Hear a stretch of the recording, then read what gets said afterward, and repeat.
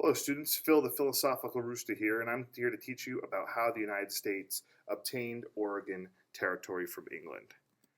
This topic is called 5440 or Fight. It's a popular slogan that was used in the election of James K. Polk when he became president in 1844. So you'll learn more about that as the video goes on. So let's start where all good things start, at the beginning, with the Oregon Territory dispute. As you can see from the map here, the Oregon country, which is kind of shaded in that reddish color, was a disputed territory between England and the United States. Both countries claimed it was theirs. England, as you can see here, was in control of what we now know as Canada. The Oregon Territory, actually, the map cuts off here. This disputed territory goes way up into the what we know as Canada, all the way up to where Alaska is today. So it was a rather large area of land that was disputed. In 1818, the United States and England reached some form of agreement that said that we were going to jointly occupy this Oregon country. So it was going to be sort of owned by both countries at the same time. This was only a temporary solution, as obviously land owned by two countries would be rather confusing. Like, which country's laws do you follow? And people that live there, which country are they citizens of? All of those basic questions would have to be answered eventually. But in 1818, to avoid war and other disputes, England and the United States decided to jointly occupy this territory. In 1830s, the American citizens decided to start to move out into this territory in huge numbers, starting with a group of people called missionaries who were going to spread the Christian message to indigenous people like Native Americans living in Oregon country. So in the 1830s, they start to move out there, and the United States citizens start to outnumber the British citizens living in Oregon country, which is going to foreshadow some things to come. All right, so let's move on here. You guys may have heard of something called the Oregon Trail. Well, about 10 years after Americans start to move out to Oregon, this thing called Oregon fever starts to sweep the country. In the 1840s, settlers start to move to Oregon in droves on what is called the Oregon Trail. You see this picture of wagon trains. That is what it looked like as literally tens, if not hundreds of thousands of American citizens start to move from east to west into Oregon. This is going to further complicate this joint ownership of Oregon country because the United States is going to far outnumber the British citizens living in Oregon. So the story really starts to come to a head in 1844. James K. Polk is a presidential candidate. During this presidential election, he's virtually unknown. Most people figure he has no shot at the presidency.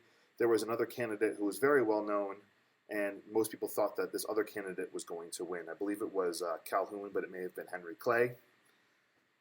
Polk realizes that if he's going to win, he's going to have to come up with some type of message that the American people are going to want. So Polk realizes that manifest destiny is an important topic to the American people. As you can see from the definition on the right, manifest destiny was the widely held belief in the United States that was destined to expand through the entire continent.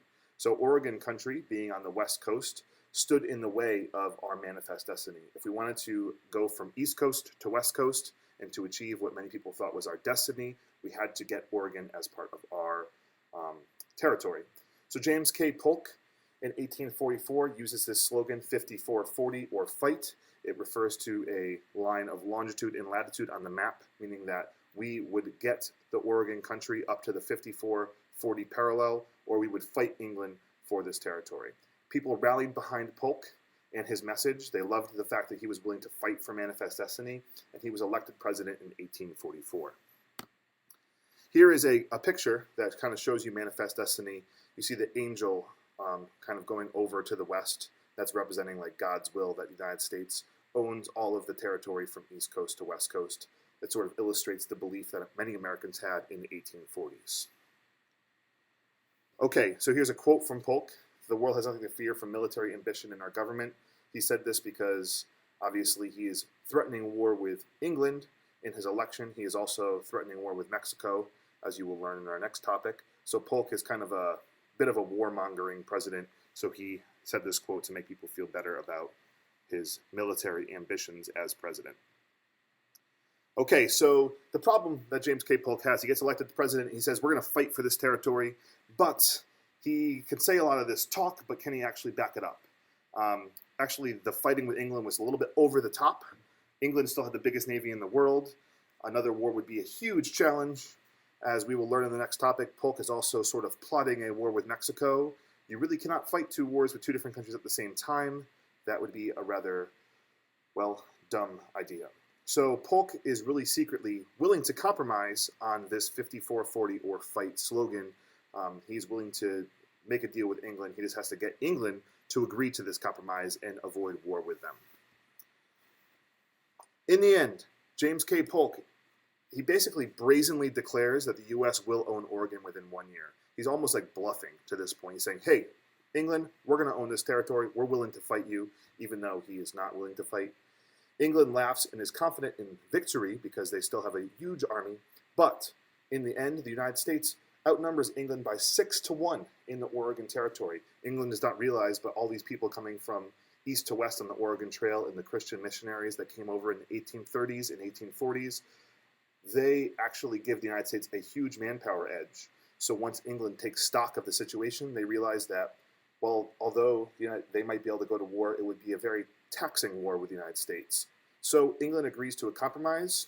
All that talk from James K. Polk makes them back down, almost like a Jedi mind trick. Oregon is split at the 49th parallel, so Polk does not get everything he wants. He gives some things back to England, so we split Oregon, where we know the border with Canada is today. And this happens in June 1846. So conflict is avoided, and more importantly, the United States adds what is now Oregon, Washington, and Idaho to their territory officially. It's no longer joint occupied with England. It is now United States territory. So the 54-40 or fight slogan becomes sort of reality because we do get a big chunk of that territory, just not all of it. So that is the story of James K. Polk in Oregon, and we will be doing some more work with this in a project that you'll be completing following this video.